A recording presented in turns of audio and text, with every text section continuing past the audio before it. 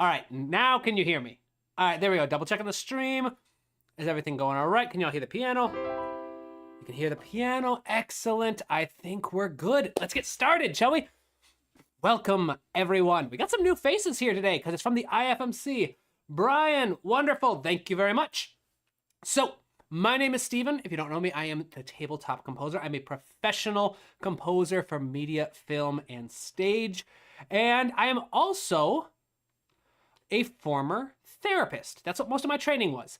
And so I have a very unique perspective on portraying emotions with music, and that's what I'm going to be teaching you today. The goal is by the end of this very brief live stream, you will have everything you need to portray literally any emotion you can possibly think of. The only limitations are going to be your imagination and your ability to apply the models and tools I teach you today. As we do this live stream, feel free to pop questions into the comments, all right? Questions, ideas, suggestions, and no, they do not have to be related to the class material. I'll probably save most questions until after I'm done with the masterclass, which should take about 30 minutes, maybe a little longer. And then after that, if you have any questions about orchestration, melody writing, harmony, bass lines, ideas for coming up with character themes, anything, pop it in the comments. This is what I love to do. So with that in mind, let's get started. Something else I'm going to say is generally while I type out, I usually type into the notepad on Cubase, but today I will be typing into one of my lesson plan templates. And after the live stream, I will be uploading this PDF as a link underneath this stream. So anybody who wants to come back and take the notes, get a reminder of all the material we covered, you can find it all here after the stream in the description of the video as a link. We're good? Everybody good? All right, let's get started. So, emotions and music are built around a single, simple premise. All right? If you can describe your emotion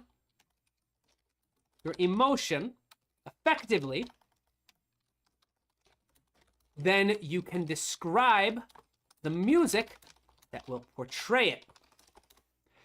Now, when I say describe effectively, I mean almost kind of clinical. The method we're going to take is originally adapted from a psychometric tool. That is a tool used in psychology called the circumplex model of affect, the CMA for short.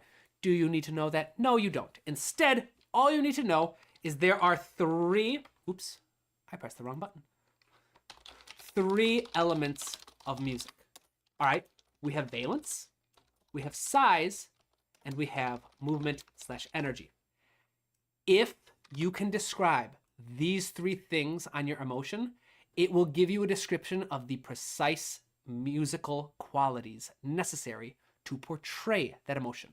No templates necessary, no breakdowns. You don't have to pay expensive course fees to find out how to write love themes, to write sad themes, to write adventure themes. You don't need to learn any of that. You just need to learn how to describe emotions. Now, valence. This is the tricky one that lots of people don't seem to understand, recognize. It's a weird term.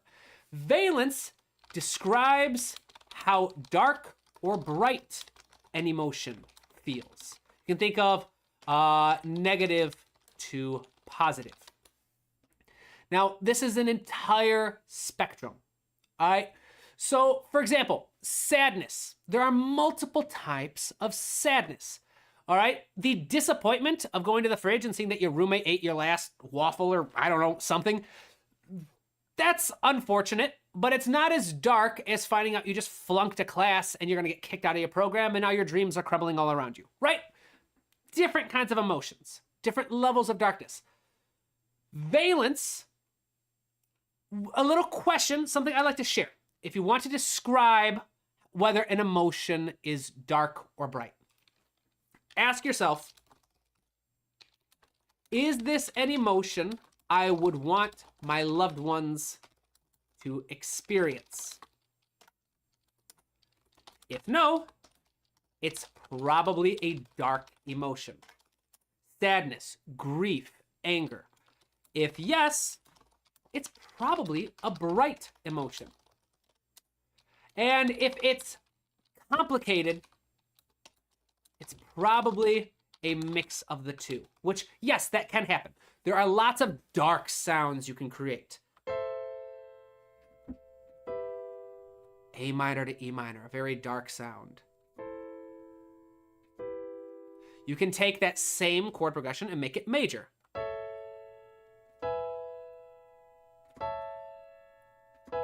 A minor to E major. Suddenly it sounds much brighter. And don't worry, we'll get into tools and stuff for controlling valence. Right now I want to just describe the tools first.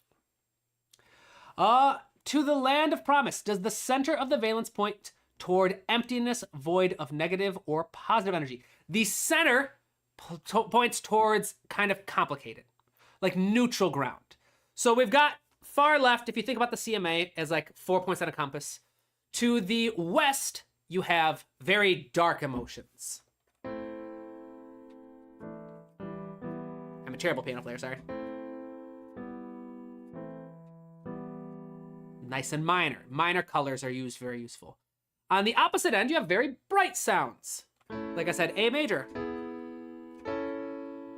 and E major. Now what happens if you're somewhere in the middle and you have like this mix? Usually that's where kind of you've got nostalgia, things like ambiguity, emotions that are like bittersweet, somewhere in the middle. And then you can use things like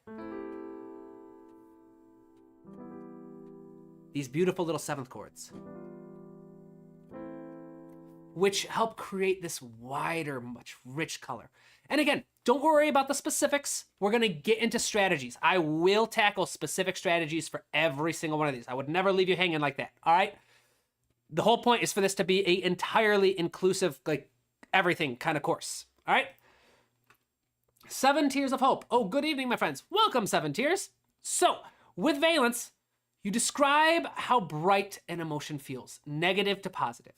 All right, you want to ask yourself, is this a dark emotion? Is it a bright emotion? Is it some kind of mix in between the two?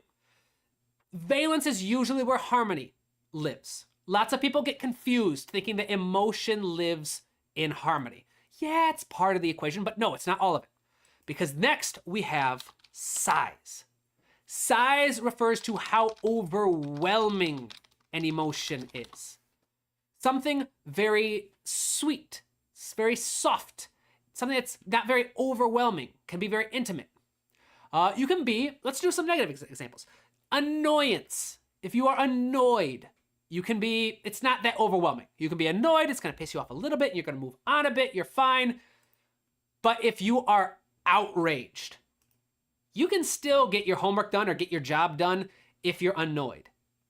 If you are outraged, you are not going to be able to focus. All right? So the question you ask yourself, could I continue on with my daily tasks while experiencing this emotion? Or would it be overwhelming? And this has a lot to do with how large the emotion feels. Like I said, is this a very small passing comment? Someone complimented your haircut. Awesome, that's great. You feel good about that? Or did you just win the Mega Millions lottery? And suddenly that task your boss gave you doesn't seem quite as important anymore, right? These are very simple things. And we're not trying to find definitive numbers. If you do want to find definitive numbers, you're kind of a person that works very well with like scales and equations and stuff. I do have a class on my website that contains all of that, but you don't really need it. This model will work perfectly fine. The last one, movement and energy, is how physically expressive and or energizing an emotion is. When you are excited, that gives you energy. You dance, you clap your hands, you rub your hands together, you do whatever you gotta do to like kind of express how happy you are with excitement. When you are very sad or depressed, it's like it robs that energy from you. Suddenly, you just want to slump in your chair, you don't want to do anything, you want to stay in bed all day, and it feels like it is sapping energy from you. To determine, as another little useful tool for figuring out what the movement or energy of an emotion is, ask yourself, typo.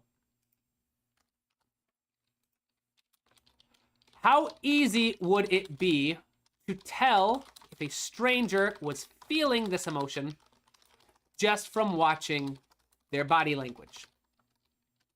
And if none of these, I should say, none of these questions are written in stone. These are not the only way you can answer these. All of this is open up to interpretation. These are just the questions I personally tend to gravitate towards when I'm trying to figure this out. So let's take an example. All right, sadness. If you can get more specific, having a specific, like a scenario in mind is very, very helpful. We'll say, I don't know, what's an example? What type of sadness can we work with today? Anyone got a suggestion? We can try like a disappointment. We can talk about grief. Let's do tragedy. In grief, all right, loss. Haha, Joshua, pet died. Yes, wonderful example. Tragedy and grief. Good, minds think alike. Great minds think alike. Sadness, tragedy, and grief. With this, we want to go through each of these. All right? Tragedy and grief. How would you describe this? Valence, remember how positive or negative this is? This is a pretty dark, it's a dark and negative emotion. If you want, you can get more detailed than that. You can get less detailed. You can just go dark. These tools aren't there to be, this isn't homework. This is a guideline. This is a framework to structure your thoughts, make it your own, answer it how you want. But for me personally, I find erring on the side of more details than less helps a lot. Size. How overwhelming is grief? So Joshua said pet died. All right, that's pretty overwhelming. All right, especially with how, depending on how close you were to the animal, how long you'd had that animal in your life, what kind of role they played for like emotional regulation, just if they were a very dearly loved, beloved pet. I saw this really sad yet inspiring video on Instagram recently about a gentleman who turned his life around because his dog Lucky was always his number one cheerleader. That even when he felt like he couldn't go on, he always had that dog that was always happy to see him. She inspired him to turn his life around, and just as he started getting better health, taking care of himself, she passed away. And just that kind of grief would be overwhelming. So we'll say this is an overwhelming emotion, massive in size and scale. Last one, movement/energy. How physically expressive. This is where it comes up to interpretation. This is where the real beauty of this model works. In its simplicity, it's open to all kinds of interpretation. Tragedy and grief can be displayed so differently. You could have a character on screen who's doing the whole stoic thing. Their life is coming crashing down around them, and yet there's like not even a manly tear down the cheek or something. And they're just trying to bottle it up, squeeze it in. You could have the very stereotypical like gnashing and wailing of teeth, character ripping at their hair, ripping at their clothes, why, thunderstorm, rain coming down, all that jazz. This is all about describing the emotion you want to portray. This is not about finding a template. This is not about finding an objective descriptor of an emotion. This is, hey, this is the scene I was given. This is the story I'm working with. What is happening in this story? So let's say this is relatively low energy. All right, this is overwhelming grief. The character is crying, but they're not wailing and gnashing their teeth. They're not beating their breasts in anger. There's not all this dramatic Shakespearean kind of portrayal of emotion. What we have now that we've answered this is we have a description of our music. If we want to, we have described our emotion. So if we want to write music, musical description. We'll say here, emotional description. We've described our emotion. If we want to describe our music, it's the same thing. Our music needs to sound dark, Our music needs to feel large. Our music needs to feel relatively low energy. If you can write dark, large, somewhat low energy music, you'll have tragic, grief-stricken music. You'll have a beautifully emotional, impactful score. This is going to work every single time. Now, the thing is, this isn't the only way to portray emotions in music. That's not what I'm saying. I'm not saying this is the scientific approach and it's the only thing that works. Obviously, it's not the only thing that's going to work, but this is something that will work every single time. There are always ways to go counter to this description. For example, one very famous example being the explosion scene in Sherlock Holmes, the score done by Hans Zimmer. There's a scene, explosions everywhere. We think some of the characters might die. And yet, instead of this massive sound, we have something very intimate. This isn't about finding an objective description. This is about ordering your thoughts and describing what impact you want to have. Now, it's one thing to say we have music to describe.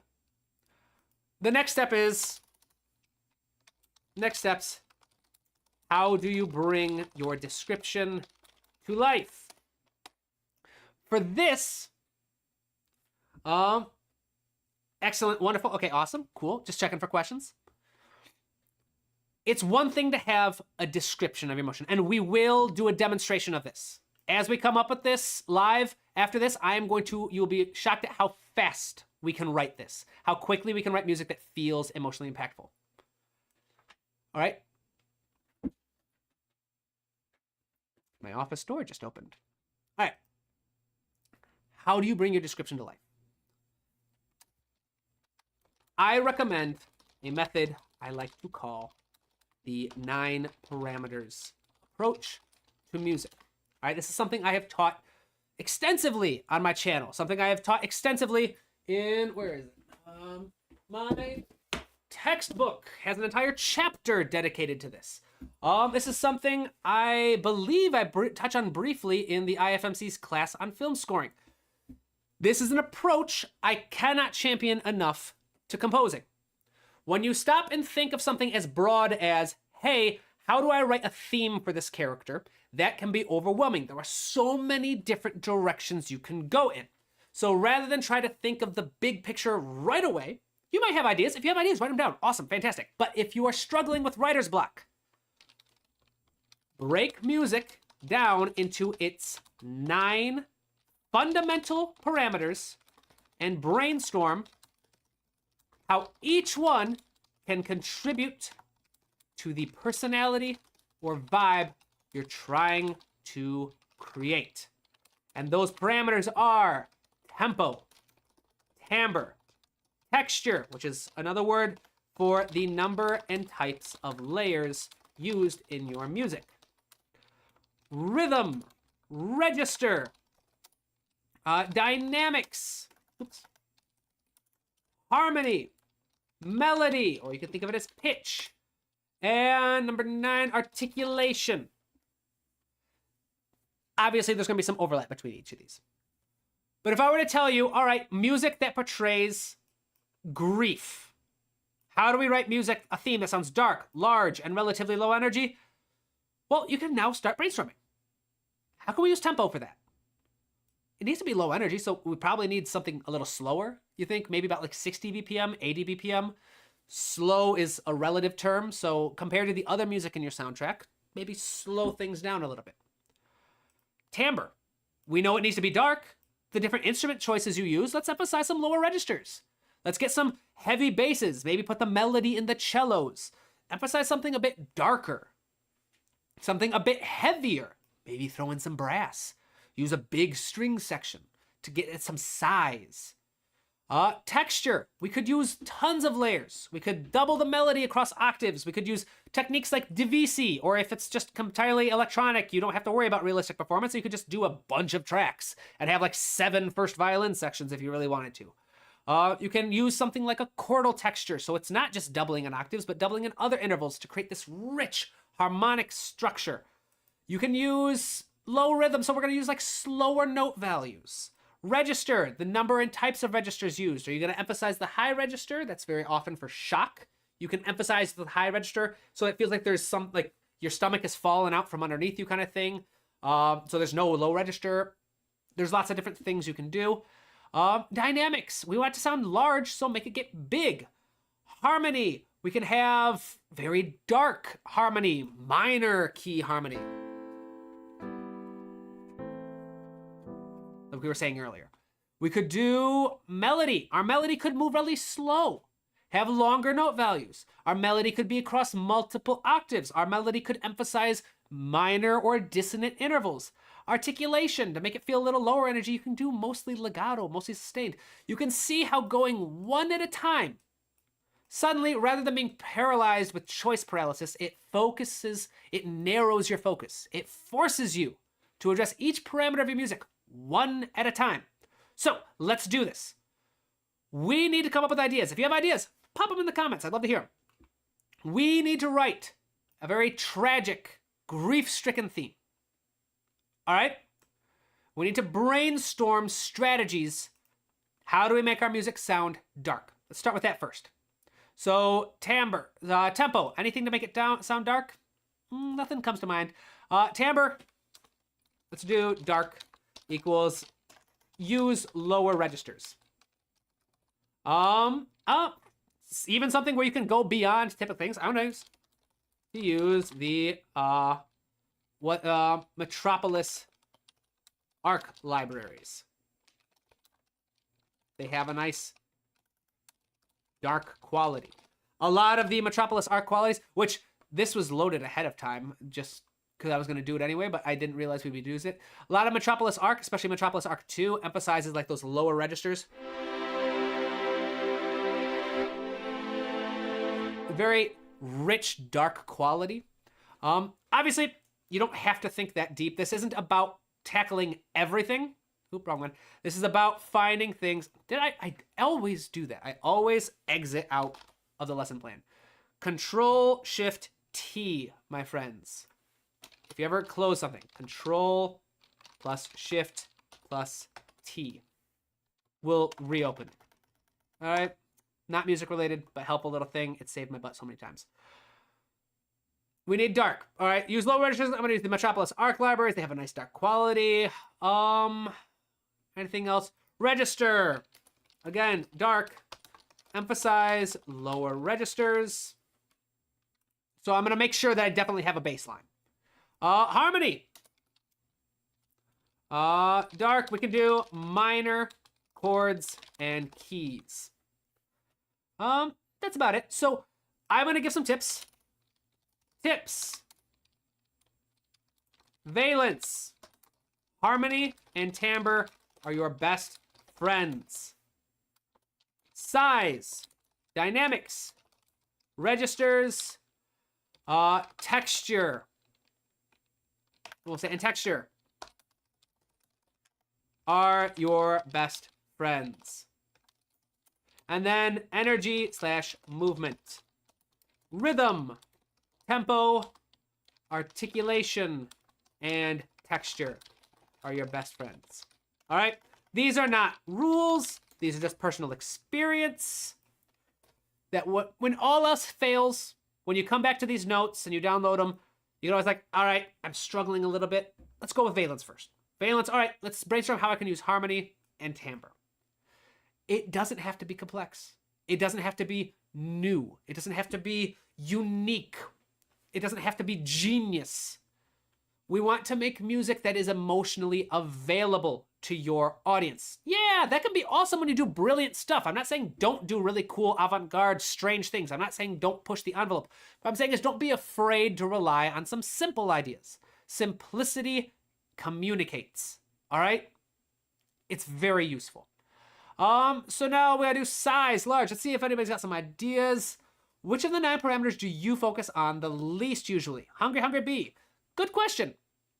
I would say personally, the ones I tend to use the least would probably be articulation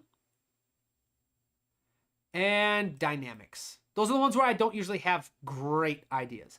The ones where I usually have my best ideas are harmony, texture, and melody. Those are things I have spent a lot of time. I love harmony. Anyone who's been around the channel for a while, I've done so many harmony playlists. I've done so many harmony videos. I love creating rich, beautiful harmonic backgrounds. I am also a very talented melodist. Or I won't say talent, I'm a very skilled melodist. I am fantastic at whipping out a tune, which reminds me, and texture, I love coming up with, I find texture is my best friend for storytelling. I love assigning different layers in my music to different elements of a story. But in terms of harmony and melody, if you would like to learn my approach, Indie Film Music Contest, free class. I partnered with the Indie Film Music. I am very passionate about providing free music education because I myself was forced to drop out of music school because I couldn't afford the tuition. And I remember just being so hurt and angry about the apathy from my school, how no one cared. Like none of the administration, at least, none of the administration seemed to care that I couldn't continue because I couldn't afford to pay 10 grand a month. So now I have a vendetta against music schools. I try to make lots of stuff free. This free class, less than an hour, will cure writer's block for you forever. That's my claim. My claim is this class, you will never struggle to write another melody again. You will never struggle to come up with a chord progression again. You will never struggle to come up with a bass line again. This is my method. I have spent over 7,200 hours working as a professional composer, logged just writing music, and I am neurodivergent. I freaking love music theory. It is my fixation. And so this class combines all of that. I am very good at summarizing information and creating systems. That's what the class is all about. 100% free, zero commitment. You don't have to pay cards or anything. So I do want to shout out to the Indie Film Music Contest for being part of this vision with me, for partnering with me to help share that and host it. If you haven't, go check it out. Hey, Brian says it's an effective course. Thank you, Brian. I appreciate that. We got to start getting some. We got to start getting some. Is there a way on the IFMC website for you to provide feedback? Because that would be great. We need testimonials. We need to let people know that this is a great class, that they can come find it. Ooh. All right, again, ADHD. I'm going to be all over the place. Joshua says Sol Ponticello, maybe a nice contrabassoon. I like that. We can do that in timbre. Possibly some Sol Ponticello. So for those of you who don't know, Sol Ponticello is a technique where the instrument is played, a stringed instrument is played, bowing closer to the bridge. Let's go to advanced. Let's give a demonstration here. Just a quick demonstration. Because I do want to get to writing the music. This is a normal, long sustained.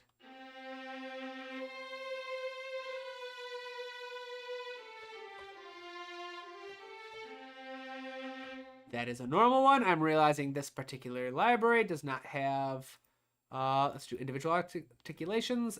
Where is Sol Ponticello? Long, Sol Ponticello. This, all right, so this is long. Let's delete this. Swap this to here. And this is Sol Ponticello. All right? Ooh, just the small things. Just moving the bow a little closer to the bridge of the instrument has this dramatic.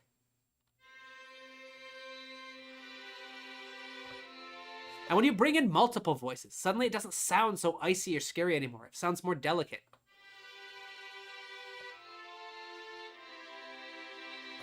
The opposite of Sol Ponticello is Sol Tasto, bringing it closer to the neck of the instrument, which creates a warmer, softer, more delicate quality. Right? Let's see here. Wonderful, wonderful, wonderful. Let's get back to it. Let's get back to it. All right. I have such a tendency to go down rabbit holes. Again, ADHD. So where were we? Dark. We got some ideas. Let's get some large ideas. What are we going to do to create a large quality? We could do large quality. large, we can say start with a simple texture and then build into more and more layers. Contrary to what you might think, if you want a big sound, one of the best ways to get it is to start off small. Start off small, and then you have a reference point. So that when you have this solo flute or violin playing an idea, and then bam, the whole orchestra comes in, suddenly it feels even larger.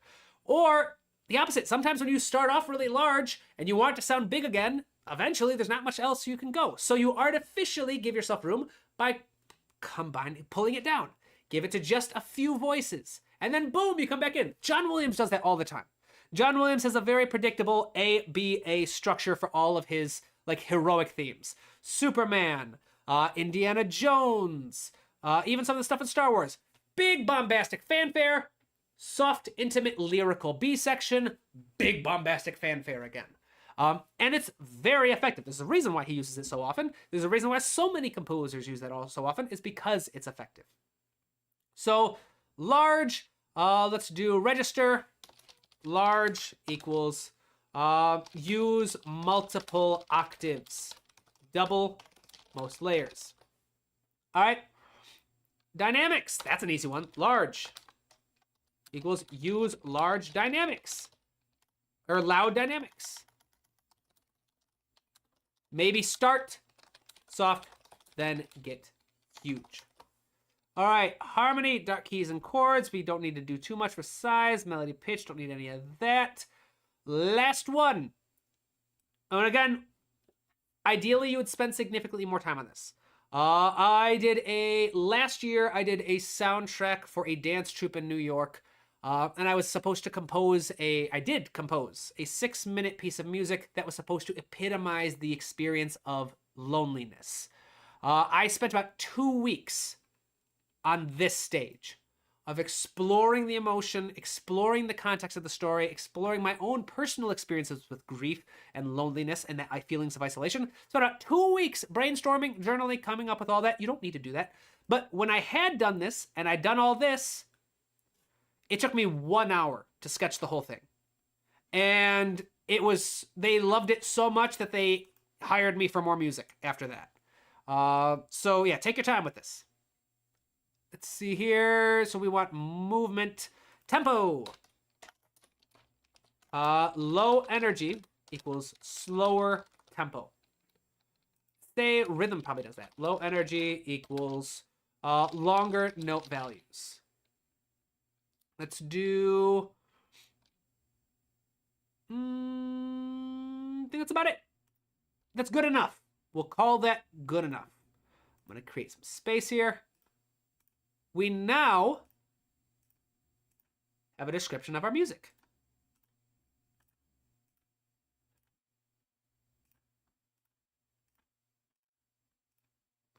We're going to create a very simple idea now. Let's sketch this. Piano, let's swap our tempo to about, let's say 75. Not super fast, not super slow. Stretch this out. Let's focus on dark. Usually for me, if you've taken that free class, you understand that my method is I almost always start with the harmony first. Let's keep it super simple. If you've also taken that class, you know what I am creating now is called an absolute progression. An absolute progression is an idea where I take just 2 chords. This is very, very common in film music. I'll explain in a moment. Let's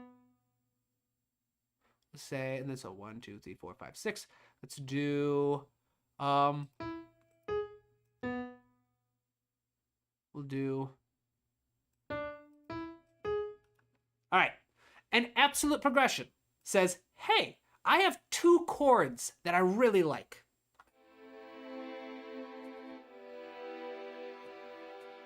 So rather than mess around with a bunch of different keys, a bunch of different options and stuff, I'm just going to repeat it. I'll use a couple different inversions, so it's not going to voice lead very pretty, but I'm just going to repeat it over and over again until I feel like I'm ready to end the phrase. then I'm just going to pick a cadence, a way to end it. And so when you do that, it's very common in film music, because if you ever want a free resource, look up chords and emotions. Watch this, super cool. Pow, I am the top result. Click on this, chords and emotions, and I have a chart completely free. Venus Theory on YouTube actually uses this chart, which was really, really cool. I had an awesome chat with him. This chart right here, it breaks down different chord relationships, meaning combinations of two chords that have very specific emotional ties, and how you can apply those in your own music. It's from a branch of music theory called Neo-Romanian theory. Very fun to work with. But for now, we have a very simple.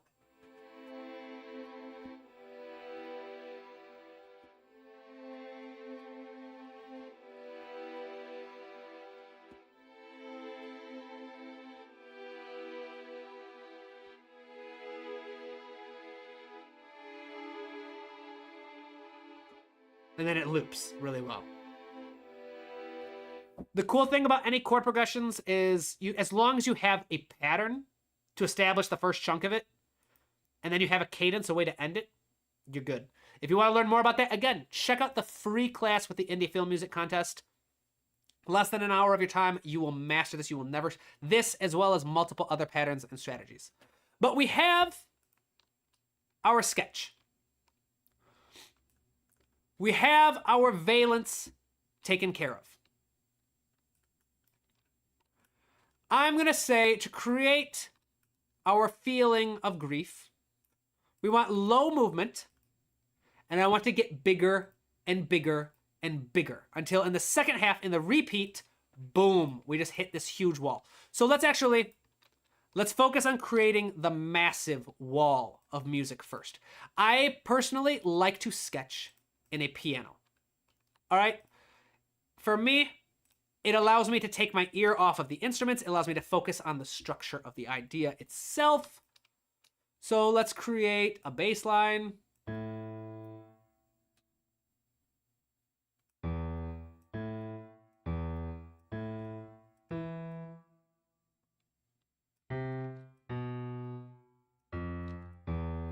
So here we have our piano.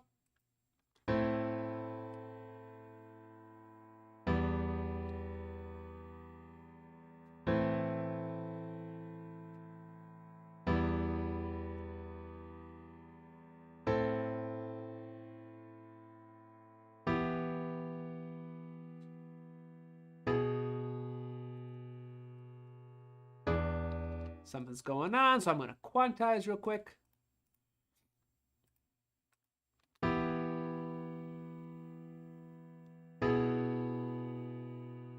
That's our chords. We got our valence figured out. Little tip. Anytime you're arranging for strings, I have a bunch of string libraries open already, so I'm just going to do strings only. Take your chord progression, raise it an octave, take the middle voice, drop it down. Oops, no, not that. An octave, instant string arrangement. Super simple.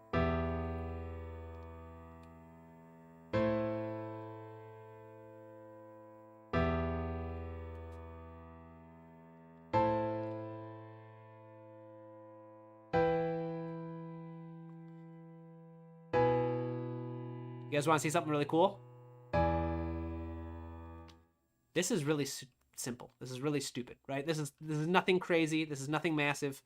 And yet we're about to make this sound tremendously huge. I will show you how.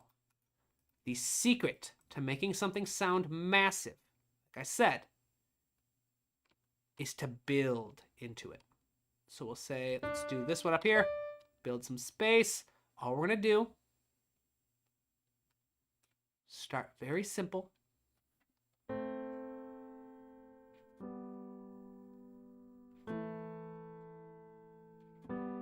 We'll say our first, oops, like that. We're going to start off and gradually build into different areas.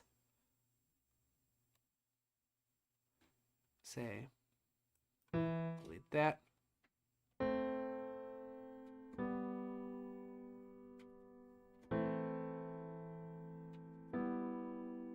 So we'll say, we'll actually add that E back in. 2 bars, just soft. And we'll just keep adding.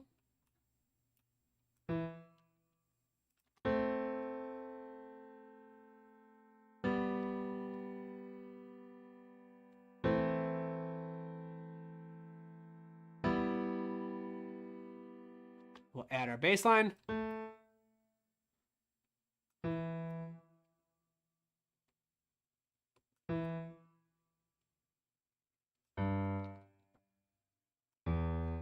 Go down there. We're going to take our valence. We're going to lower the velocity, give a little thing. This is going to be very, very simple. Going to quantize links, quantize lens. We're going to hear how it already starts to impact in just the piano sketch as it gets bigger and more dramatic.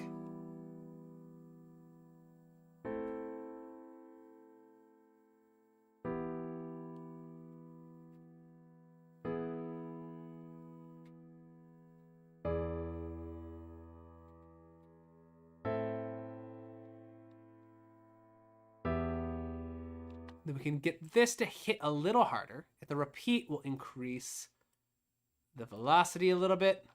We can actually lengthen this a little bit. Going to the B. So we're using the entire chord.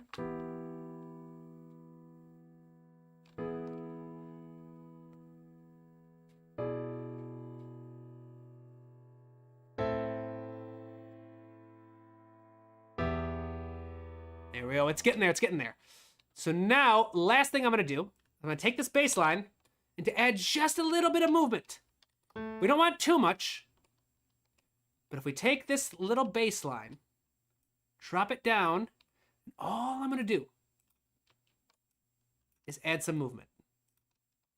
So what I'm hitting is I'm clicking the Alt button.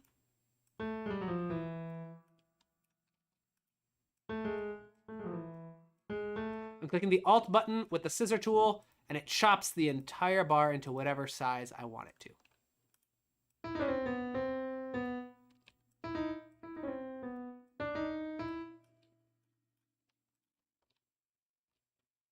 And are there better arrangements? Obviously. But this will do nicely.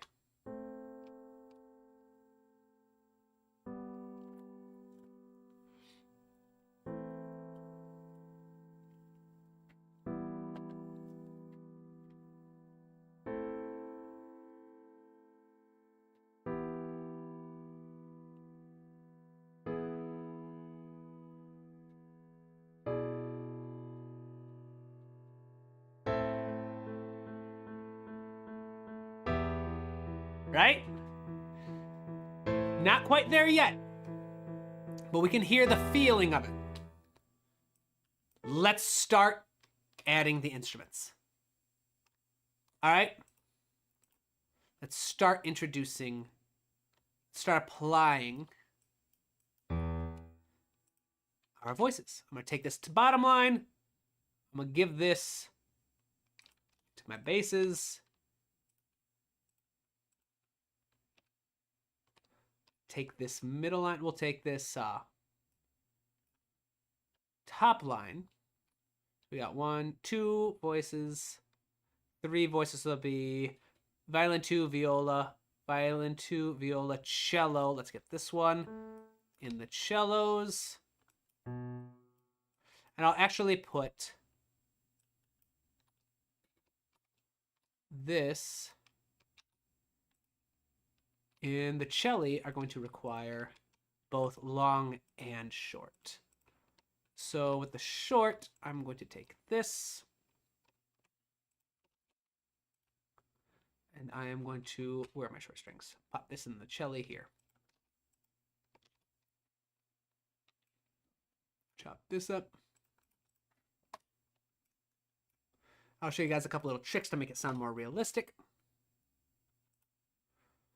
We got the cello taken care of. So let's do violin 1, which will be the top voice.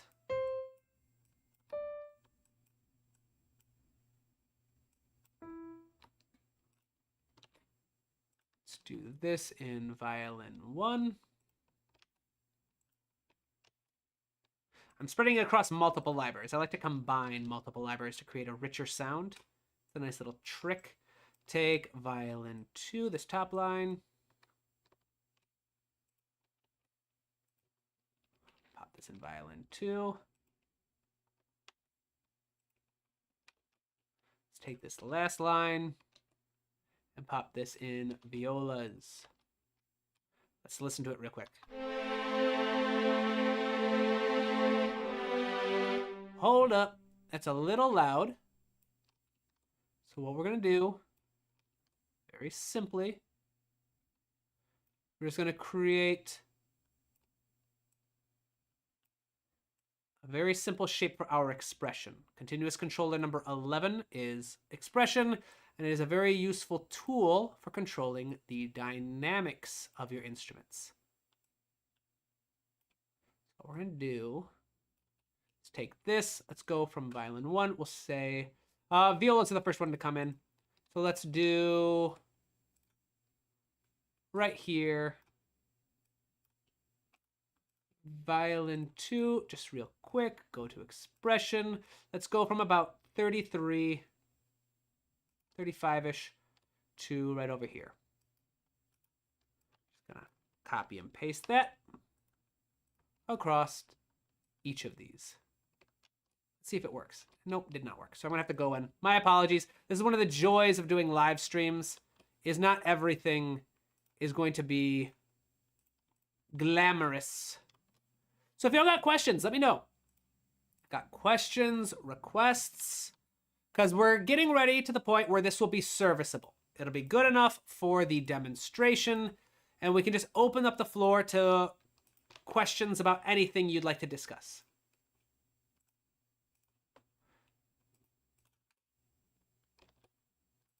That. Where's the expression one? All right, there we go. Just double checking. Expression, expression, expression. All we're doing is we're popping in dynamic markings, essentially. Now let's listen to it.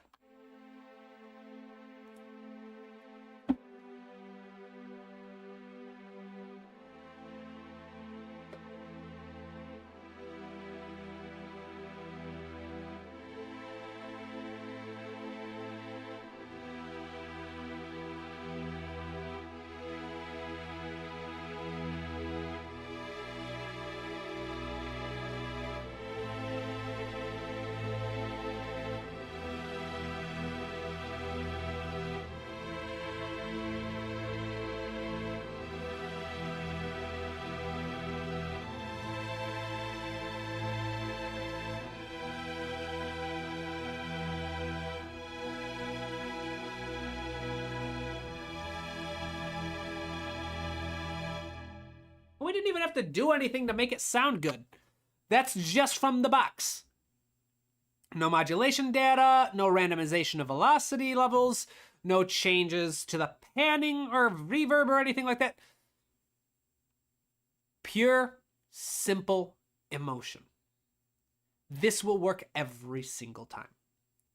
Emotions and music are so intimately linked because they are described using the same basic models. We understand our experiences of emotion across these three elements. Emotions can be described on a whole range of dark to bright. They can be described as a massive range of intimate and barely perceptible, all the way to overwhelmingly intense. And they have this unique ability to give us energy or take it. And music can match every single one of those stack for stack. All right, every single one. That's all it is. Anytime you take a class, like Berkeley has classes on templates for different emotions. You can find them everywhere on places like Coursera, Udemy. You can find all kinds of resources where they're like, hey, here are the templates. Here's how you write this emotion. Here's how you write that emotion. It all comes down to this simple thing. All of it All of it, every last bit of it. It all comes down to just controlling these 3 elements. I don't know why it has taken so long for musicians to discover this. Psychologists have understood this for decades at this point. It's not like you ask any musician, how are music and emotions related? And they'll talk about how it's mysterious, magical, and like the wax and the wane on all these poetic qualities. And that's cool. That is valid. That is valuable and intimately wonderful. But if you ask any psychologist worth their salt, they're going to whip out some kind of model similar to this. Any psychologist or therapist with even a passing fancy in emotions and music could tell you about this. We've known about it for a very long time. And so when I came into music, when I started working professionally as a composer, that's what struck me as the most strange, was that this has not made a crossover yet. So, hopefully, that was a fun little demonstration. Hopefully, you feel empowered to go and take on the day. Because one last thing I will say is none of these are static. One of the cool things about arranging music is figuring out, all right, how does your valence need to change? Where does it need to get darker? Where does it need to get brighter? And what tools will you use to do that?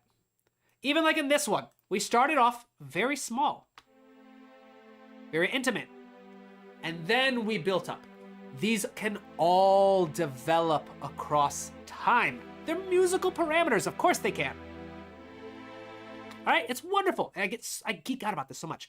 So if you would like a deeper dive in this material, several resources for you that I can share. I have lots of blog posts, lots of free resources on my website. My blog, my academy class, if you want to learn music theory, I have free classes. A free class on theory and harmony, melody writing, orchestration, and arranging.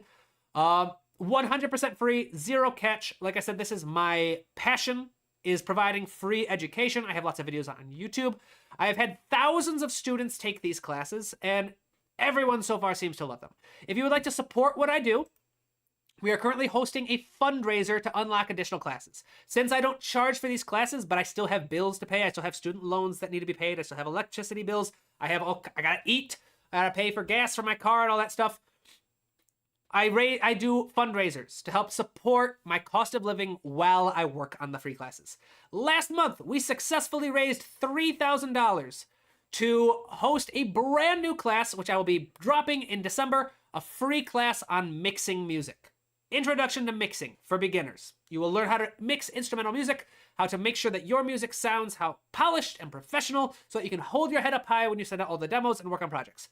Currently, I gotta update this. We are currently just a little bit over 50% towards our next 3,000 goal for this month to raise music for a music notation. So reading and writing music notation so you can write sheet music for all of your music so that musicians can play it for you. Again, 100% free class, raising money to help support this. And then next month, if we reach this goal, next month, the third class part of this fundraiser is for realistic MIDI mockups. So how do you take this beautiful, cool little idea we came up with and make it sound more realistic? I actually did a live stream about this. I'll play this in a moment. But this was an example of taking some short strings, simple idea. This was the original sketch, and then I made it sound more realistic live in front of everybody.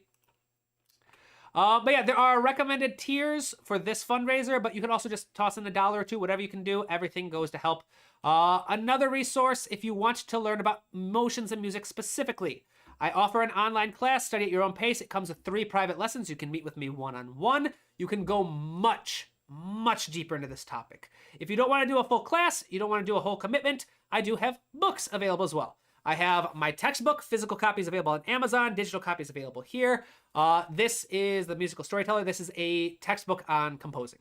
Starting in the very first chapter, anyone with a passing interest in maybe one day writing for music, all the way to the very final chapter, you are writing for a full orchestra. It is a guideline. It is wonderful reviews. You can find the table of contents right here where you can see every single topic. Every single topic that you would learn in this book before you get it. And then if you want emotions and music, I do have a textbook all about emotions and music as well that you can check out. But I don't want to act like I'm just doing ads. You boys got to eat, so consider helping out in that way. But I also want to, once again, recommend the Indie Field Music Contest, which has that brand new free class where you will learn my personal approach to writing melodies, beautiful chord progressions, and bass lines. my approach to melody writing and theme writing, this is what gets me jobs. This is what I get hired for, is to write emotional, memorable music. This is what I've been hired on multiple occasions to fix melodies as well. To work with composers, but the themes just aren't working well. So I get hired in to figure out what's going on wrong. You can learn my entire process. The bare bones, stripped away, less than an hour, 100% free class, because the Indie Film Music Contest is run by wonderful people who share my passion for making resources available to the next generation of musicians. So, here's what I'm going to do. I am going to upload this as I'm going to download this as a PDF, and I'm going to share the link in the comments of this stream. So stand by for a few moments. I'm going to share this, and then you can just download it, print it off, do whatever you want with it. This is my gift to you. And then after the stream, I will pop it in the description of the stream. Pow. There we go. It's in the comments. I'm going to pin it. You can download it there. Let's see. Where can I find the link to your website? Joshua, where can you find the links? It's tabletopcomposer.com. Tabletopcomposer.com. That's it. Super easy to find. Super happy to help. So let's listen to some ideas, shall we? This is what we did last week. I will stay on for about 15 more minutes. I do have a private lesson I am teaching at 1. So then I will have to get off. I'll have to prep for that lesson, meet with that student. If you're interested in private lessons, you can find those on my website. Reasonably priced. But yeah, let's stop doing ads and sales and let's do some useful stuff. So this is the original sketch.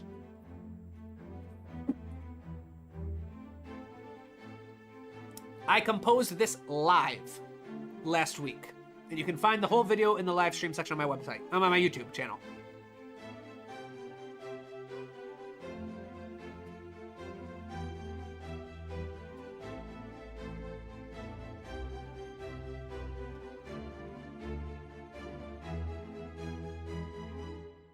And then here is what you can do to make it sound a little more realistic. It's gonna sound better with headphones.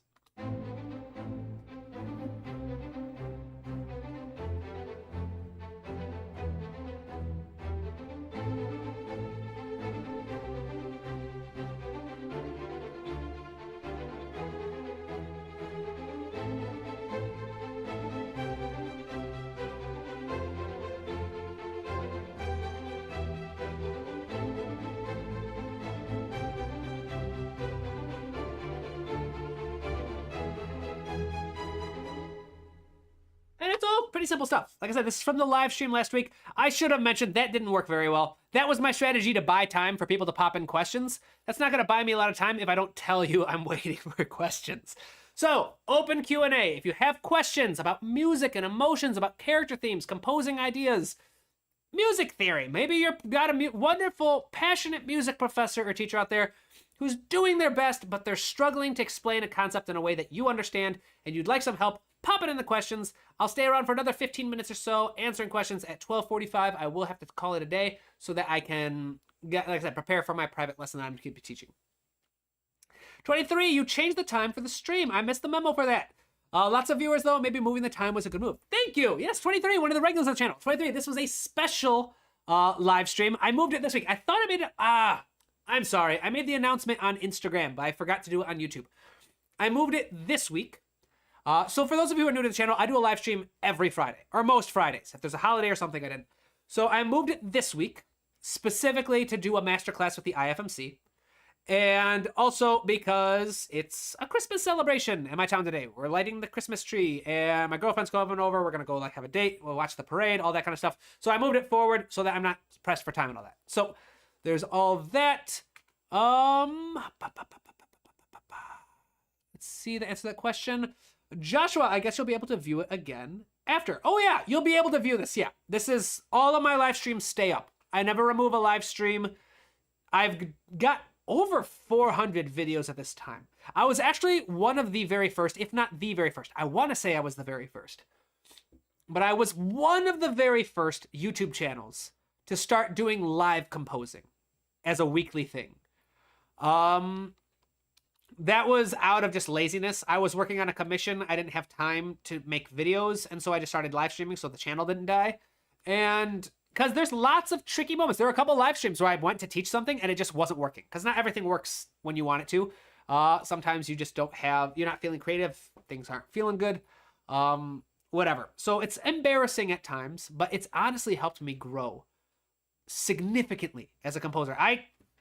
I credit the live streams I do every week for being the #1 reason why I can write music so quickly.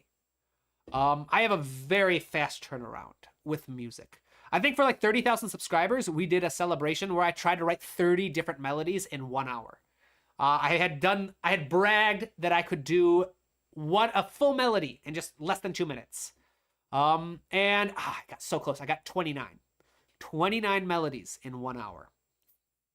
I started the first ones I spent too much time trying to make them super nice, but they were all good melodies. Brian, what if you mute one of the libraries in the piece you did here? How does it sound? Ooh, fantastic choice.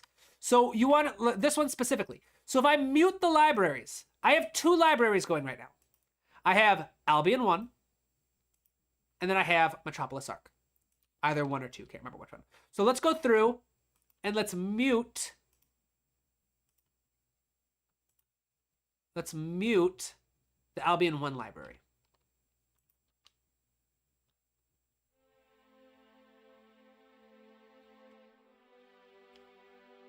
Much softer.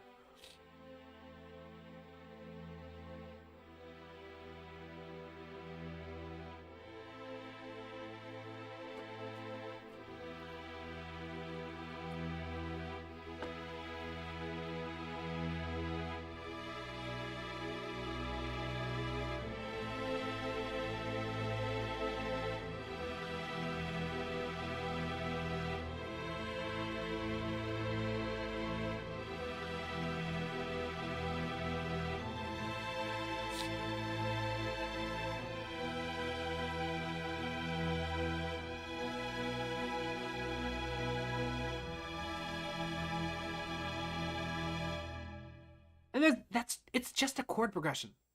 That is just a chord progression, people. We didn't even do anything special. If I had done a bit more part writing, it could have been even more emotional. Add a little more. So instead of just going, I could throw in some really cool.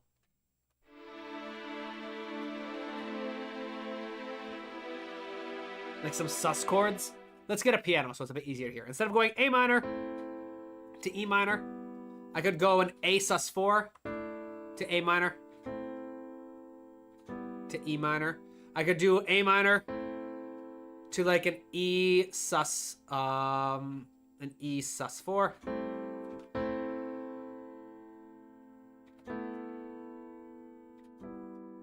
Sus chords are huge in sad music. If you want a video, I'm going to give you all, if you're new to the channel, I'm going to give you a little tip. Tabletop Composer. Type in my name, comma, anything you want to learn. Sus chords.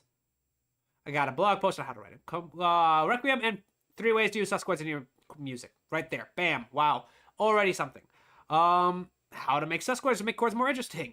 Little must have been doing something with Among Us.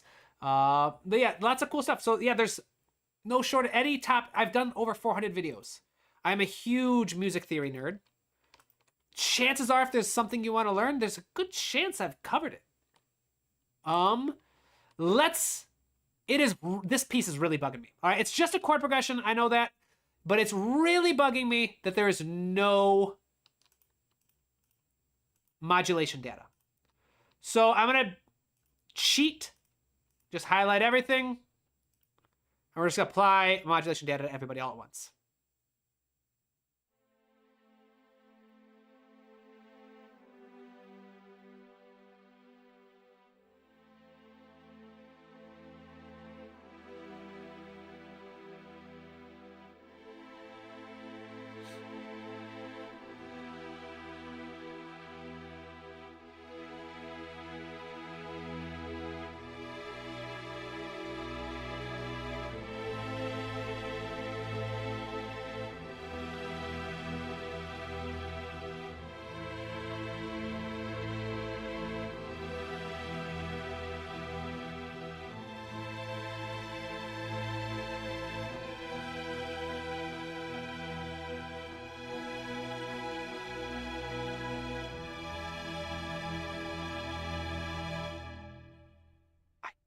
kind of want to get even bigger.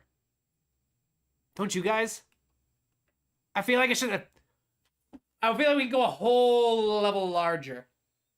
And I want to. I don't think we have time, though. I love what I do. I freaking love this stuff. Thank you for stopping by and being with me, my friends. Thank you. I love sharing. So, I'm going to give you a little insight. I don't have a lot of musical friends. I've got lots of friends who like play guitar and stuff like that. I don't think I have one friend in my life who geeks out about film music the way I do. I got one. My roommate loves film music, but not like this. You know what I mean? So when I do these live streams, it's a place for me to build community and be like, have all you guys here, just geek out and share stuff with people. So I should probably explain what I just did. That information I just applied is called modulation data. It is continuous controller number 1. You might have heard the mod wheel. It is a type of volume control. But instead of just going through specific volumes, what the mod wheel goes through is multiple samples. So in theory, maybe I got the wrong... There we go, this is a better one. You can see how every note has multiple samples. These were recorded at various volumes. So you're not just cranking up the volume, they're recording how the instrument sounds playing at a different volume. Because when an instrument plays louder, more of the frequencies suddenly become audible. Look at this little tool here, all right? Super soft violin, coming up. Not a lot of frequencies. Watch what happens as it gets louder. More frequencies become audible. And so because of the more frequencies, the color of the sound changes. So that's essentially what modulation data does, is it changes the volume, but not just the volume, it changes the color. Every human performer will always do this. Just as it's part of being human. It's part of what makes music expressive, is changing parameters subtly. That's what makes them expressive. When you hear an expressive performance, it means that the performer is making subtle changes to pitch with things like vibrato, volume, and tone color, sometimes without even consciously thinking about it. But those things are changing. When a computer plays and it sounds less... Look at this. Look how robotic this is. Everything is completely level. Everything has the same exact things. So the trick of making music sound realistic is introducing a little more chaos, a little more human error to the mix. That's what we did here. Made it sound more human, and it becomes even more emotional. Brian says, really great stream. Thank you. My pleasure. So happy. I'm glad that this is useful for you. Joshua, already start hearing melodies on top. Right? Exactly. Once you start building that momentum, once you start building that kind of intensity, not intensity, that's the wrong thing. But once you start getting momentum when you're writing music, suddenly the ideas start to flow a lot more, which is always nice. Indeed, very insightful. Thank you, Joshua. And 23, it's sad how few people I know even own an instrument. I know, right? That's why I do what I do, is I want composing to be, I genuinely believe this. I believe we are on the cusp of a brand new golden age of instrumental music. It's never been easier to write for the orchestra. You don't need an orchestra to write for it. Which, yeah, there will always be a place for the orchestra. You can never beat a live performance with a computer. But the fact that a kid growing up in some small town in Michigan can write for orchestra using his computer is incredible. The last block to fall. We have notation software that's free. We have DAWs that are free. We have professional level sound libraries that are free or cheap. We've got everything widely available with one exception, and that is education. Sharing the skill and knowledge of how to actually do this. Sharing the knowledge that has been around for over 1,000 years, constantly being developed from one generation to the next, is gatekept by institutions that charge $10,000 a month to study with them. No, forget that.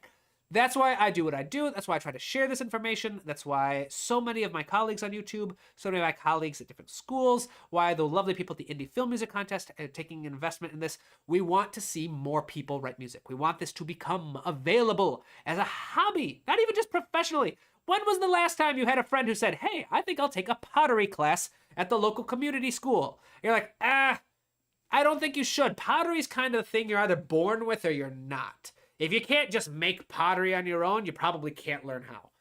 No, that's ridiculous. That's stupid. You'd say someone say that, you said, that's stupid, you're stupid, you should feel bad, right? And yet people say that all the time with music. The number of emails I have received from people who say, like, thank you so much.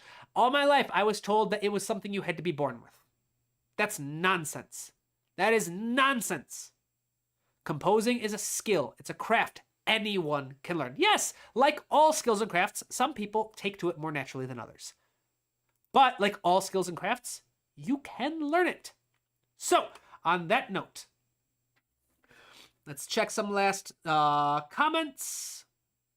Brian, I know, I want to make it get bigger too. I want to keep going and see how massive. If I were to make this larger, I would take the violins into another octave, and then I would split into divisi, filling off multiple iterations of the same chord to create a thicker, it would be wonderful. But unfortunately, we're running out of time. I have to prepare for my lesson in just a little bit. Vincent, watching this from West Africa, also recently composed the original music of 4 short films. I want to learn more. That is awesome. Welcome, my friend. I am from Michigan in the United States, a very cold but beautiful state, shaped like a mitten. Mattia Chiappa is a wonderful YouTuber as well. Check him out. Love his channel. Fantastic, especially for orchestration. But with that, my friends, I think we'll call it a day. Don't forget to like the stream.